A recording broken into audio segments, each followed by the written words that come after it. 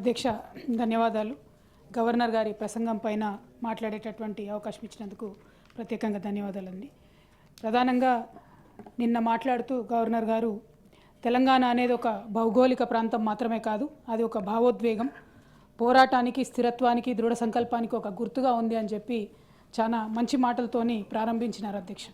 అది చెప్తూ అట్లానే మన సంస్కృతి, చరిత్ర, సాంప్రదాయాలు ఇవన్నీ కూడా కలుపుకొని ఒక విజన్తో ముందుకు పోతా ఉన్నామని చెప్పారు అధ్యక్ష. అవి చెప్తూ ఒక మాట ఏమంటారంటే అధ్యక్ష, మనం జయ జయ హే తెలంగాణ జననీ జనకేతనం అనేది అధికారిక గానంగా స్వీకరించామని చెప్పారు. సంతోషం అధ్యక్ష, తెలంగాణ కవి రాసినటువంటి పాట స్వీకరించడం అందరికీ సంతోషం. కానీ దానికి ఒక ఆంధ్ర ఆయన మరి మ్యూజిక్ డైరెక్టర్ ఏందన్నది ఎవరికి కూడా అర్థం కానటువంటి విషయం అధ్యక్ష. తెలంగాణ ప్రాంతం యొక్క అస్తిత్వం కోసమే పోరాటం జరిగింది. దానికి మరి మన దగ్గర మ్యూజిక్ డైరెక్టర్లే లేనట్టుగా ఒక కీరవాణి గారిని తీసుకొచ్చి దానికి మ్యూజిక్ డైరెక్షన్ అన్నది చాలా సోషల్ మీడియాలో, మాధ్యమాల్లో అంతటా కూడా అభ్యంతరం వ్యక్తమవుతున్నటువంటి విషయం అధ్యక్ష. అట్లానే తెలంగాణ తల్లి విగ్రహ అధికార స్వీకరణ రాష్ట్ర విశిష్ట గుర్తింపును, సమ్మిళిత స్ఫూర్తిని మరింత పటిష్టపరుస్తుందని చెప్పినారు అధ్యక్ష.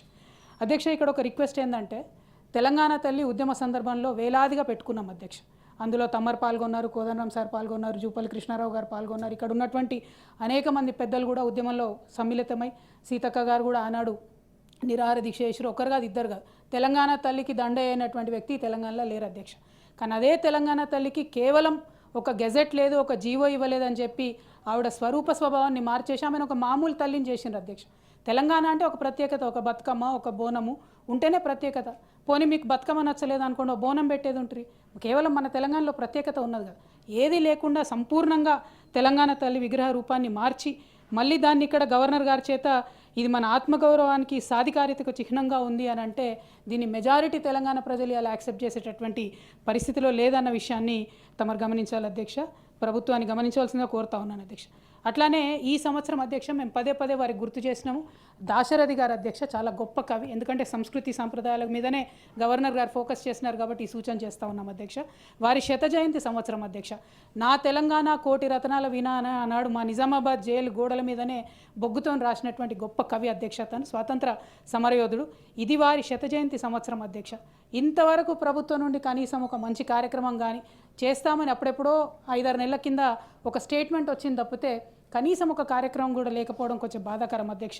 చాలా గ్రాండ్గా, అద్భుతంగా వారి యొక్క శత జయంతి సంవత్సరాన్ని ప్రభుత్వం నిర్వహించాలని చెప్పి ఈ సందర్భంగా మేము డిమాండ్ చేస్తూ ఉన్నాం అధ్యక్ష. యంగ్స్టర్ ఒక చదువుకున్న వ్యక్తిగా చట్టసభల్లోకి వచ్చినప్పుడు తెలంగాణ రాష్ట్ర ప్రజలందరూ కూడా వారి యొక్క భవిష్యత్తు పైన, వారి సమస్యల పైన, వారు పడుతున్న ఇబ్బందుల పైన ఇక్కడ చర్చ జరుగుతుందని చెప్పి భావిస్తారు.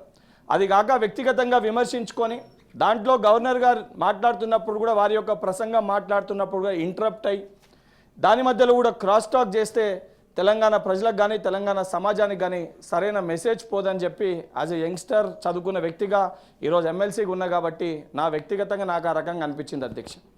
దానితో పాటు ఈరోజు పదే ఏదన్నా కూడా ఏ గవర్నమెంట్ వచ్చినా కూడా కొన్ని సైకిల్ ప్రకారంగా జరిగే ప్రాసెస్లు ఉంటాయి అధ్యక్ష. అది ఏదైతే సంబంధించి డెవలప్మెంటల్ యాక్టివిటీస్ కానీ, ఏదైతే సంబంధించి ఎంప్లాయ్మెంట్ యాక్టివిటీస్ కానీ, లేదా ఏదైనా పెండింగ్లో ఉన్న ఫ్లైఓవర్స్ కానీ, రోడ్ వర్క్స్ కానీ, అవన్నీ కూడా జనరల్ ప్రాసెస్ అధ్యక్ష. అది జరుగుతూనే ఉంటుంది. గత ప్రభుత్వం చేసిందని చెప్పి ఈ ప్రభుత్వం దాన్ని మధ్యలో ఆపేయడము, లేదా ఎవరో స్థాపించారు, ఎవరో శంకుస్థాపన చేసిర్రు అని చెప్పి దాన్ని ఆపే ప్రయత్నం ఎవరు కూడా చేయరు అధ్యక్ష. దాంట్లోనే క్రియాశీలకంగా ముఖ్యమైన ఒక విషయం ఉద్యోగాలు అధ్యక్ష. తెలంగాణ రాష్ట్రం ఏర్పడక ముందు కంబైన్డ్ ఏపీ స్టేట్లో ఆ రోజు కిరణ్ కుమార్ రెడ్డి గారు నోటిఫికేషన్లు ఇచ్చినప్పుడు కూడా మేము ఎగ్జామ్స్లో పాల్గొన్నాము, మా రాష్ట్రం మాకు ఏర్పడితేనే మా ఉద్యోగాలు మాకు వస్తాయి అని చెప్పని ఆ రోజు అన్ని ఎగ్జామ్స్ని కూడా బాయ్కాట్ చేయడం జరిగింది తెలంగాణలో ఉన్న యువకులు. బాయ్కాట్ చేసిన తర్వాత ఆ రోజున నోటిఫికేషన్స్ని సరే లెక్కల ప్రకారంగా గత 9 ఏళ్లలో 80,000 ఉద్యోగాలు మట్టుకే 80,432 జాబ్స్, అంటే అప్రాక్సిమేట్ 80,432 జాబ్స్, కొత్త జాబ్స్ ఇవ్వడం జరిగింది అధ్యక్ష. దాని తర్వాత 2019లో 2019లో మనకి బిస్వాల్ కమిటీ రిపోర్ట్ వచ్చింది. 182,000 ఖాళీలు ఉన్నాయని చెప్పని వచ్చింది. 182,000 ఖాళీలు ఉన్నాయని బిస్వాల్ కమిటీ రిపోర్ట్ ఇచ్చినప్పుడు కూడా ఆ సంబంధించిన ఆ నోటిఫికేషన్లు కానీ దాని తర్వాత ఒక సంవత్సరం తర్వాత అధ్యక్ష మనకు కరోనా అనేది వచ్చింది. ఆ కనీసం దానిపైన ప్రస్తావన లేకుంటే దాని గురించి ఒక భరోసా కానీ, ఒక ధైర్యాన్ని కానీ యువకులకి ఈరోజు వస్తుందని చెప్పలేకపోయినాం.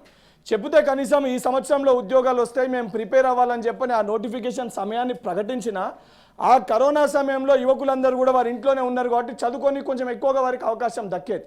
దాన్ని ఇచ్చే ప్రయత్నం చేయలేదు.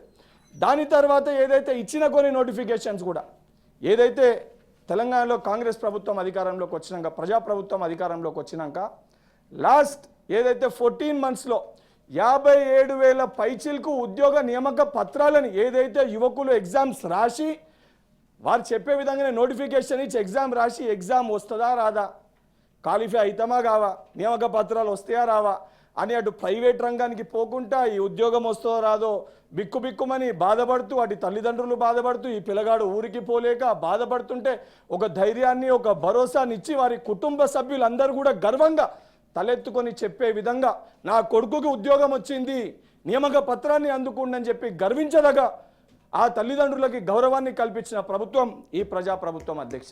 ఎందుకంటే చాలా స్పష్టంగా ఆ 57,000 నియామకాల అధ్యక్ష ఒక నోటిఫికేషన్ ఉంది. 2017లో నోటిఫికేషన్ వచ్చింది అధ్యక్ష. 2017లో వచ్చిన నోటిఫికేషన్కి మొన్న నియామక పత్రాలు ఇచ్చుకున్నాం అధ్యక్ష.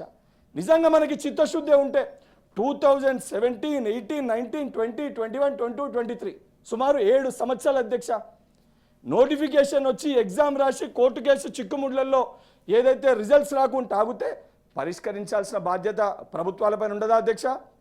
అదే సంబంధించి మనమే ఎలక్షన్స్ అని మనం కొట్లాడితే ఒకే ఎలక్షన్ ఓడిపోతే రేపు పొద్దున ఇంకొక ఎలక్షన్ ఎక్కడ వస్తుంది, ఎక్కడ పోటీ చేయాలని చెప్పి మనం ప్రాంతాలను ఎత్తుకుంటాం, లేదా ఇంకొక ఏదైతే సంబంధించి స్థానం కోసం ఎత్తుకుంటాం.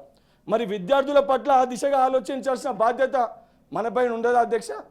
అందుకే చిత్తశుద్ధితోటి కోర్టు కేసు పరిధిలో ఉన్న ఏదైతే ఉద్యోగ నియామకాలన్నింటినీ కూడా గౌరవ ముఖ్యమంత్రి గారు చిత్తశుద్ధితోటి సంబంధించిన లీగల్ ఎక్స్పర్ట్స్ తోటి మాట్లాడి సుప్రీంకోర్టు గైడ్ లైన్స్ ఏమున్నాయని చెప్పి ఏజీ గారు అందరినీ సంప్రదించి అందరితోటి మాట్లాడి అన్ని చిక్కుముళ్ళని తీసేసి అన్నిటినీ పరిష్కరించి 57,000 నియామక పత్రాల్ని విద్యార్థులకి ఏదైతే అందరూ గర్వించే దగ్గ విషయం అధ్యక్ష, మనం అందరం కూడా గర్వంతో చెప్పుకోవాలి.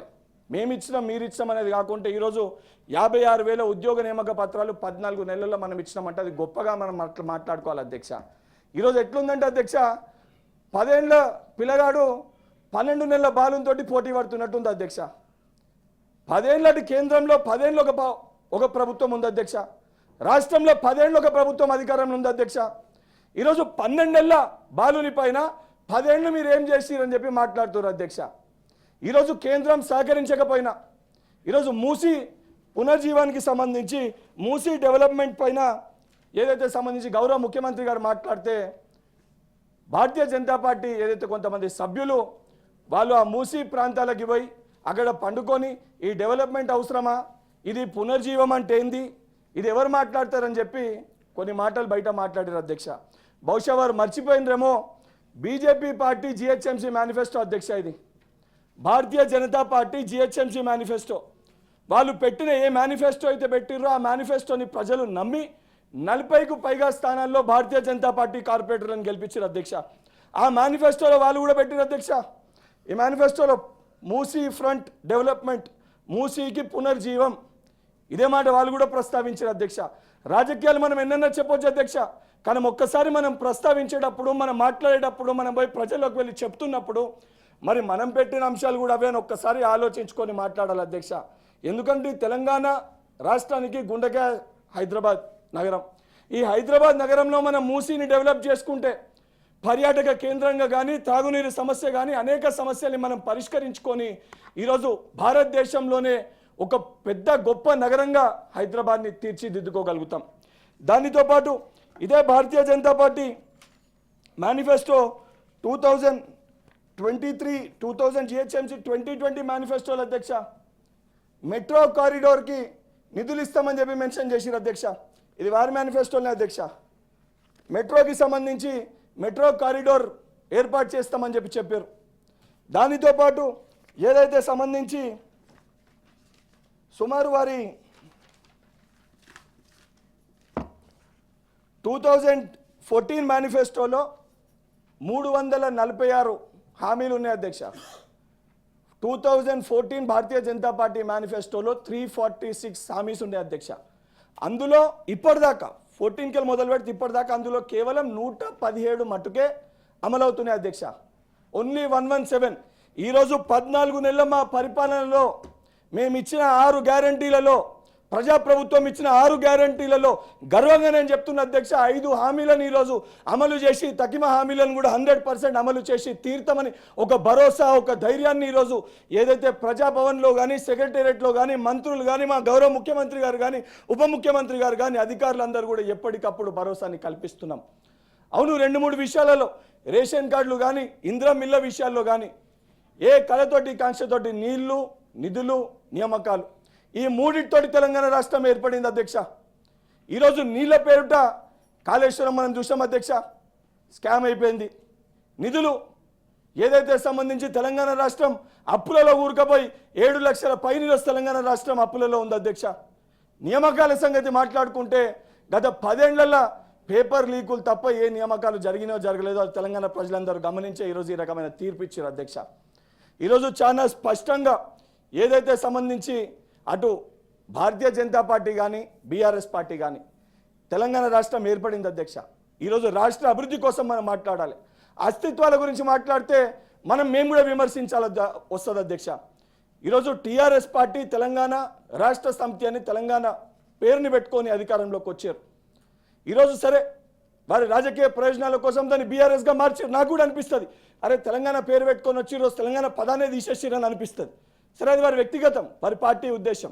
ఎందుకంటే ఈరోజు నేను ఇంతకుముందే చూసిన, ఏదైతే గౌరవించి మనం తెలంగాణ గానాన్ని పెట్టుకుంటే ఆ పాట ఎవరు వాడిరు అని మాట్లాడుతారు. ఏదైతే సంబంధించి వాస్తవానికి వారు చెయ్యలేనిది ఈరోజు కాంగ్రెస్ పార్టీ చేసిందనే దాన్ని మనం గొప్పగా గర్వంగా చెప్పుకోవాలి. కానీ ఎందుకు మాట్లాడారంటే నేను కూడా అడగాల్సి వస్తుంది. మరి తెలంగాణతోటి 10 ఏళ్ళ అధికారంలో ఉన్నారు, ఆ తెలంగాణ పదాన్ని తీసేసి మరి తెలంగాణను అగౌరవపరిచిరని నాకు కూడా చెప్పాల్సి వస్తుంది అధ్యక్ష. కానీ వారి వ్యక్తిగత అభిప్రాయం, వారి పార్టీ నిర్ణయం కాబట్టి నేను అంశాలకు పోతలేను అధ్యక్ష. దానితో పాటు ఈరోజు చాలా స్పష్టంగా 12 ఏదైతే 11 ఏళ్ళ పైచీలకు భారతీయ జనతా పార్టీ పరిపాలన కానీ, 14 నెలల ప్రజాప్రభుత్వ పరిపాలన కానీ, మేము ఇచ్చిన ప్రతి హామీని కూడా ఏదన్నా ఎవరికి కూడా ఇబ్బంది కలగకూడదు, గ్రామ స్థాయిలో ఎవరికి కూడా మిస్ అవ్వద్దని చెప్పని, అవును 3-4 సార్లు మేము పెట్టినాము. 3-4 సార్లు ఏదైతే వారికి సంబంధించి రిపోర్ట్ తెప్పించుకున్నాము. ఎక్కడన్నా ఒకరిద్దరు మిస్ అయిపోతారేమో, అర్హత పొందిన వాళ్ళు మిస్ అవుతారేమో, లేదా అప్లై చేసడంలో ఆన్లైన్లో తప్పులు జరిగినాయేమో, లేదా ఏదైనా అధికారి పొరపాటు వల్ల ఎవరికన్నా ఆ స్కీమ్ లబ్ధి చేకూర్చదని చెప్పని మళ్ళీ ఒకసారి గ్రామ సభలు పెట్టి, ఏదైతే ప్రజాప్రభుత్వం కదా అధ్యక్ష, గ్రామ సభలు పెట్టి ప్రజల దగ్గరికి వెళ్ళే అభిప్రాయం తీసుకోవాల్సింది. ఏదైతే 10 ఏళ్ళుగా ఒక్కసారి గ్రామ సభల్ని నిర్వహించలే, ఈరోజు మేము గ్రామ సభల్ని నిర్వహించి అభిప్రాయాలు సేకరిస్తే కూడా ఎన్నిసార్లు సేకరిస్తారు, దేనికి సేకరిస్తారు అని చెప్పి విమర్శలు చేస్తారు అధ్యక్ష. ఇటువంటి విమర్శలు అనేటివి సరికాదు అధ్యక్ష. ఎందుకంటే మాకు చిత్తశుద్ధి ఉంది, ఎవరికైనా రాకపోయినా ప్రశ్నించాలి, అడగాలి, అడిగిన దాన్ని కూడా ఆ యొక్క లిస్టులో చేర్చాలని ఒక చిత్తశుద్ధి ప్రభుత్వానికి ఉంది కాబట్టి గ్రామ సభలను ఏర్పాటు చేశారు. ఇంతకుముందే ఒక విషయం పైన ఏదైతే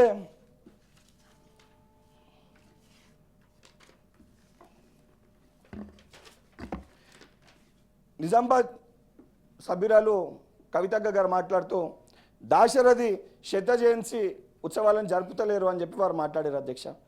అంటే నాకు తెలుసు కూడా నేను జస్ట్ చెప్తున్నాను అధ్యక్ష. ఎందుకంటే దాశరథి శత జయంతి తెలంగాణ సాహిత్య అకాడమీ గత 6 నెలలుగా ప్రతి వారం నిర్వహిస్తుంది అధ్యక్ష. ఇప్పటికీ 18 ఆన్లైన్ ఏదైతే ఉపన్యాసాల పరంపర నడిపిస్తుంది. ఇంకా జూలై దాకా కూడా ఇది కొనసాగుతుంది అధ్యక్ష. ఎందుకంటే మనం చట్టసభల్లో మాట్లాడినప్పుడు సభ్యులుగా వాస్తవాలు ఏంది, జరిగేదాన్ని జరగట్లేదని చెప్పి తెలుసుకోకుండా మనం మాట్లాడడం అనేది సరికాదు అధ్యక్ష.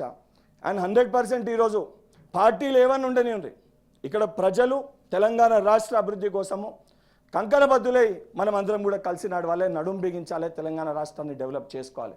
కానీ అవన్నింటినీ పక్కన పెట్టి కేవలము రాజకీయ పరంగా విమర్శలు చేస్తాము, రాజకీయ పరంగానే మేము మాట్లాడతాము అంటే అది సరికాదు. ఈరోజు రాష్ట్రంలో కాంగ్రెస్ పార్టీకి అధికారం ఇచ్చినట్టే కేంద్రంలో కూడా భారతీయ జనతా పార్టీకి ప్రజల అధికారం కట్టబెట్టారు. Telangana is also part of India, వారికి కూడా మనకి నిధి ఇవ్వాల్సిన బాధ్యత ఉంది. మన దగ్గర మెట్రోకి నిధులు శాంక్షన్ చేయాలి, మనకి రీజనల్ రింగ్ రోడ్కి నిధులు శాంక్షన్ చేయాలి, మన మూసీని మనం డెవలప్ చేసుకోనికి శాంక్షన్ చేయాలి. దానికి భారతీయ జనతా పార్టీ సోదరులు కూడా కాంగ్రెస్ పార్టీతో వచ్చి ఏదైతే సంబంధించి నరేంద్ర మోడీ గారి దగ్గర మాట్లాడి నిధులు తీసుకొని వచ్చి మన రాష్ట్ర అభివృద్ధిలో మనం అందరం కూడా కంకణబద్దులై మనమంతా ఒకటే రాష్ట్ర అభివృద్ధి మన ప్రథమ లక్ష్యం అనే విధంగా ప్రవర్తించాలి తప్ప మేము ఆహ్వానించినా కూడా రాకుండా